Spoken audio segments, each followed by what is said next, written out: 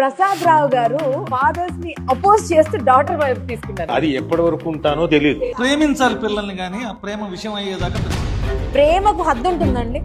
Limits ఉండాలి. నాన్న దగ్గరికి వచ్చి నాన్న నేను సినిమాకి వెళ్తాను అనగానే 100 క్వశ్చన్లు అడుగుతాను, భయపడుతున్నారు. ప్రొటెక్షన్ పేరుతో కంట్రోలింగ్ ఉంటుంది అన్నది ఒక అభిప్రాయం. వాళ్ళు ఓవర్ ప్రొటెక్షన్ వాళ్ళనుకుంటారు, కాకపోతే మాకు భయం.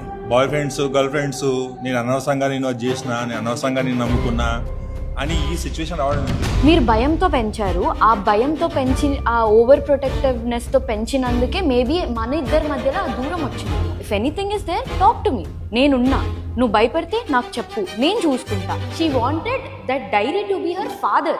నేను మా సిస్టర్, మేమిద్దరం అమ్మాయిలం, మా మమ్మీ అమ్మాయిలం కాబట్టి ఒక గ్రూప్, ఒక అమ్మాయిలం ఒక థాట్ ఉంటుంది.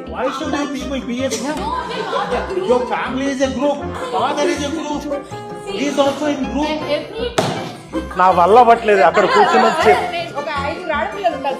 ఎందుకు ఇప్పుడు పెట్టావు కదా, నాకు తెలియదు కాబట్టి అడుగుతున్నా, తెలుసుకోవడం కోసం అడుగుతున్నానమ్మా. What is this benching? మీరు సంబంధం చూసినప్పుడు ఒక 3-4 చూసి ఒక 2-3 హోల్డ్ పెట్టి వీళ్ళు బాగుంటారా టైం తీసుకొని డిసైడ్ చేస్తారు చూడు, అది benching. Oh that is benching.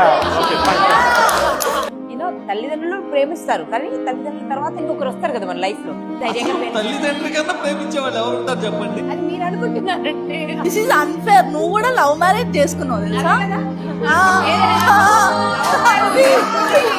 అమ్మాయి మీద నమ్మకం లేక భయంగా.